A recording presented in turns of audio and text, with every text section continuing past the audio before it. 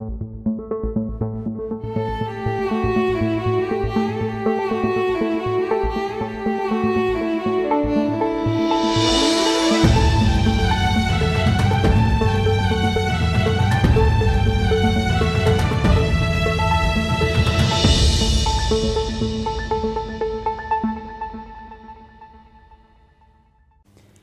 very good evening and warm welcome to Dharma Television's Collective News. This is Srishti Khadki. Let's move on to today's top stories. Prime Minister Oli has accused Prachanda Nepal faction of trying to push the country towards uncertainty.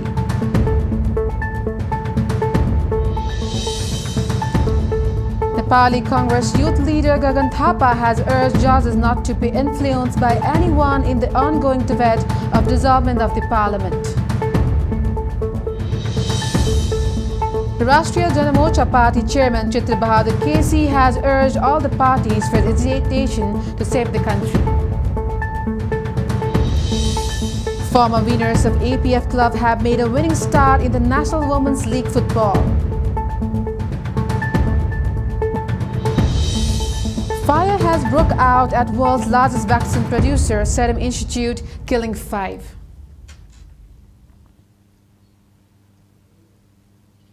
Here we go for news in detail. Prime Minister KP Sharma Oli has accused Prachanda Nepal faction of trying to push the country towards uncertainty. Speaking at a meeting of the Press Association of Nepal on Thursday, Oli accused the Prachanda Nepal group of trying to push the country towards darkness. Prime Minister Oli said that there was an attempt to stop the rapid development by obstructing him from working in the government and the party. Oli defended his interview with an Indian TV channel and G News campaign of changing name of Mount Everest, arguing that others were spectacling in the name of nationalism. Prime Minister Oli accused Prachanda, saying his works are not for the children of the war veterans rather than to feed his own family. Stating that the game of buying and selling MPs resumed, Oli dissolved the House of Representatives and announced for a fresh election mandate. Oli said that the government and the party are determined to move ahead in the journey of development and prosperity by overcoming the obstacles.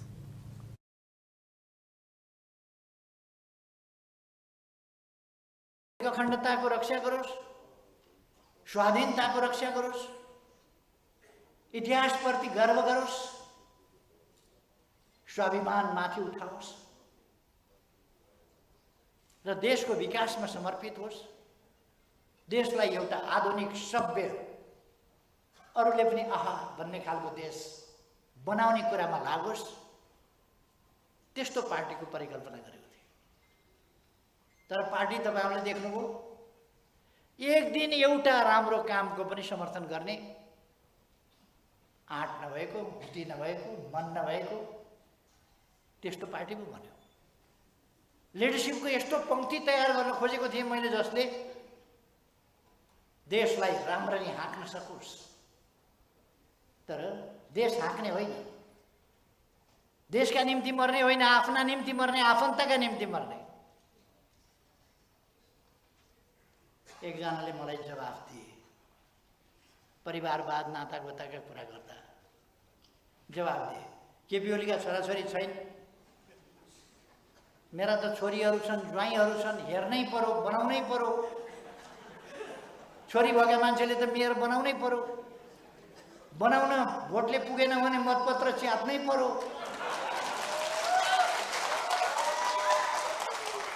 ज्वाइँ छन्, के गर्ने अब, घर किन्दिनै पर्यो, घडेरी किन्दिनै पर्यो, गाडी किन्दिनै पर्यो, पद ओहदा दिनै पर्यो।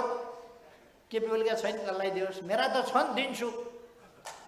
गजब हो, बहादुर हो, बाबु त यस्तो होस्, ससुरो त्यस्तो होस्, गजब हो। अरूका छोराछोरीका पनि ज्यान हुन्, त्यो चाहिँ काठको बनाएको हो, भाँचे पनि हुन्छ, फुटाए पनि हुन्छ, जे गरे पनि हुन्छ। अरूका छोराछोरी के खेलाउने पुतली हुन्, त्यो पसलमा बेच्न राखेका पुतली, त्यति पनि भाउ छैन जनताका छोराछोरीको। तिनको हालत के छ? मैले त छोराछोरी छन्, हेर्नुपर्छ अरे, अरू हेर्नुपर्छै पर्दैन। देश बनाउन भनेर जसलाई होमियो तिनलाई हेर्नुपर्छै पर्दैन। खै मलाई उहाँहरूसँग दन्त बजान गर्नु छैन, कालो झन्डा गाडेर बस्नुभएको छ, कालो झन्डा फहराउनु भएको छ, काला बेलुन उडाउनु भएको छ, काला सपना देख्नु भएको छ, कालो मनसाय लिनुभएको छ। मैले के भन्नु, त्यो त मलाई केही भन्नु छैन। तर म साथीहरूलाई भन्न चाहन्छु, आज 21औं शताब्दी झन् तीव्र गतिका साथ अगाडि बढेको छ र यो तीव्र गतिका साथ अगाडि बढेको शताब्दीलाई हामीले पूर्ण रूपमा सदुपयोग गर्नुपर्छ। सचेत ढङ्गले देशको रक्षा, देशको विकास, देशको स्वाभिमानको रक्षा, देशको आर्थिक उन्नति र देशको सभ्यतामाथि हमला भइरहेको छ। हाम्रो सभ्यतामाथि हामी बिकाऊ वस्तु होइनौँ, हामी गरी खान्छौँ, काम गरेको पारिश्रमिक लिन्छौँ, भत्ता लिन्छौँ, काम गरेको पारिश्रमिक लिनुपर्छ, तर हामी आत्मा बेच्दैनौँ। कामको ज्याला लिन्छौँ, हामी आत्मा बेच्दैनौँ। हामी पहिलो कुरा साँचो अर्थमा देशभक्त हुनुपर्छ, नकली देशभक्त होइन। मैले अस्ति एउटा विदेशी टेलिभिजनलाई अन्तर्वार्ता दिएँ, आलोचना गर्ने ठाउँ कहीँ भेटिएन। अनि त्यो पत्रकारले इन्डियामा गएर यो एभरेस्टका नाउँमा किन राखेको, हाम्रो मान्छेले गएर पहिलो नापेको थियो उसको नाउँमा, हामीले त कमसेकम भने हुन्थ्यो। के बोलेछ त्यसपछि यहाँ राष्ट्रवादको बन्डर मच्यो। उसले सहरमाथा खान्छु भनेको छ र यति साह्रो बहकिनु पर्ने पनि आवश्यकता छैन क्या। त्यो वाहियातमा बहकिएर राष्ट्रवाद भनेको तमासा गर्ने कुरा हो, राष्ट्रवाद ड्रामा हो। राष्ट्रवाद ड्रामा होइन, राष्ट्रको हितको पक्षमा उभिने कुरा, स्वाभिमानको पक्षमा साँचो अर्थमा उभिने कुरा चाहिँ राष्ट्रवाद। Similarly, Home Minister Ram Bahadur Thapa opined that the insecurity for regression has increased due to the dispute between the communists.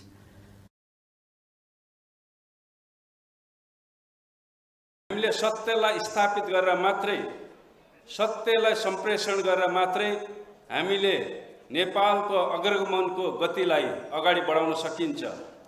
नेपालको प्रगति र परिवर्तनलाई हामीले त्यसलाई साकार पार्न सकिन्छ। आज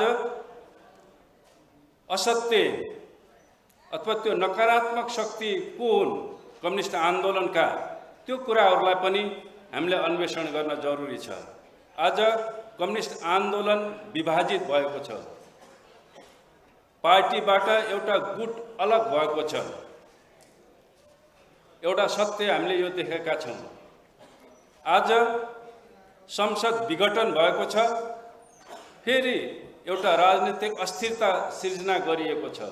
आजको अर्को सत्य यो पनि हो र अग्रगमनको मार्गमा कम्युनिस्ट आन्दोलनमा विभाजित आउनु र नेपालको राजनीतिक स्थायित्वमा फेरि अस्थिरता उत्पन्न हुनु, त्यसले प्रतिगमनको खतरालाई बढाएको छ।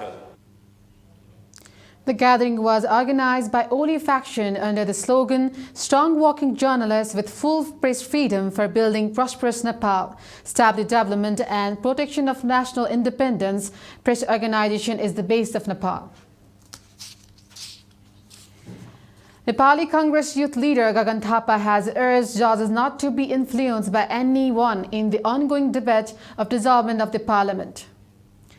Addressing a protest rally organized by the Nepali Congress Butwal Sub-Metropolitan City Committee in Butwal on Thursday, Thapa accused Prime Minister Oli of dissolving the parliament, unconstitutional, following the plan of the past 2.5 years. Claiming that the Nepali Congress has not taken any action to affect the court, Thapa urged the judges not to be influenced by rumors. Thapa expressed confidence that the Supreme Court would rule in favor for reinstatement of the parliament. नेपालको संसद भङ्ग भएको कुरा सदर भयो भने अब भोलि कुनै प्रधानमन्त्रीले 2/3 बहुमत प्राप्त गर्यो भने पनि प्रधानमन्त्री सनक्क सन्केर उसले के भनिदिन सक्छ भने 2/3 मसँग छ, तर यो सदनमा 2-4 जना भए पनि मभन्दा फरक विचार राख्ने सांसद भएकोले मैले यसलाई भङ्ग गरिदिए। अब मलाई सम्पूर्ण 100% चाहिन्छ भनेर पनि ऊ चुनावमा जान पाउने भयो। यदि यसलाई हामीले संविधान सम्मत छ भनेर भन्दियौँ, यदि यसलाई हामीले सदर गरिदियौँ भने, त्यसैले यो कदम असंवैधानिक पनि छ, अनधिकृत पनि छ, अराजनीतिक पनि छ। हाम्रो सम्पूर्ण विश्वास अदालतमा छ। अदालतमा श्रीमानहरूले भन्नुभएको हामीले सुन्यौँ, बाहिर के भइरहेको छ त्यसले हामीलाई प्रभावित गर्दैन।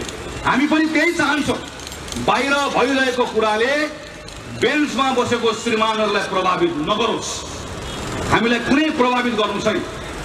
बाहिर भएको हल्लाले पनि प्रभावित नगरोस्, बन्द कोठाभित्र भएको खास कुसले पनि प्रभावित नगरोस्।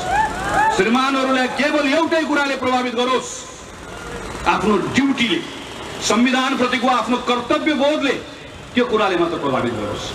हिजो यो संविधान बनाउने क्रममा पटक पटक सर्वोच्च अदालतको मान झिक्ने, सर्वोच्च अदालतको शान झिक्ने, सर्वोच्च अदालतको स्वायत्तता खोज्ने प्रस्ताव नेपाल कम्युनिस्ट पार्टीबाट आएको थियो।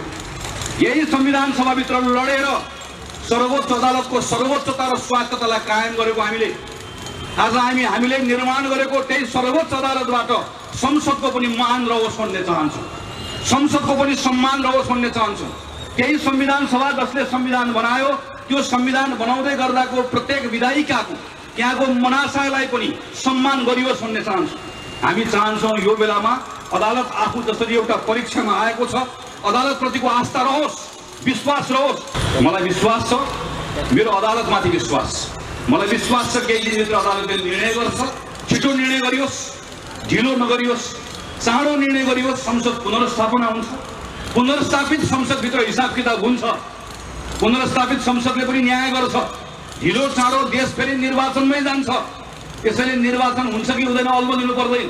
त्यही बाटोबाट, जुन बाटोबाट निर्वाचनमा जानुपर्ने हो त्यही बाटोबाट निर्वाचनमा जान्छ, तर सही बाटोबाट जान्छ।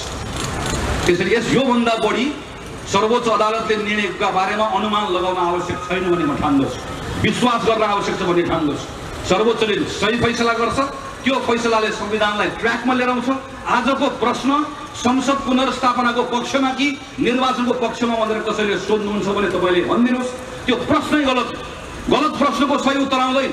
आजको प्रश्न तपाईँ नेपालको संविधानको पक्षमा हो कि होइन, तपाईँ संविधानको पुनर्स्थापनाको पक्षमा हो कि होइन, तपाईँ ट्र्याकबाट बाहिर गएको संविधानलाई ट्र्याकमा फिर्ता ल्याउने पक्षमा हो कि होइन, तपाईँ संविधान भत्काउन थालेको प्रधानमन्त्री र राष्ट्रपतिको यो साझेदारीका विरुद्धमा हो कि होइन, तपाईँ संविधान जोगाउने पक्षमा हो कि होइन। आजको प्रश्न यो, सही प्रश्नको सही उत्तर आउँछ र सही प्रश्नको सही उत्तर दिएर ठिक ठाउँमा उभियौँ, देश सम्हालिन्छ भन्ने मेरो विश्वास। Thapa further added that the Prime Minister's move to dissolve the Parliament was not only unconstitutional but also extremely apolitical and unauthorized. Chitra Bahadur KC of Rashtra Janamorchan Party has said that all the parties should join hands in the agitation to save the country as the country is heading towards a dark tunnel. Speaking at an interaction program organized by Rashtriya Janamorcha District Committee, Rupen Dehi, KC reminded that Nepali people are being deceived time and again from within the political parties for personal interest.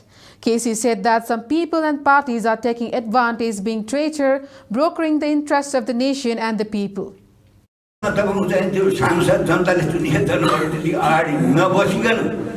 उहाँले तपाईँको चाहिँ नि विद्या भण्डारीसित सल्लाह गरेर तपाईँको चाहिँ दुईजनाको मिली मतमा सल्लाहमा अब यसभन्दा सल्लाह संसद नेपालको अहिलेको संसद विघटन गराउँ त अब कहाँ शक्ति केन्द्रहरू लाए। अब त्यो त तपाईँहरू धेरैलाई थाहा छ।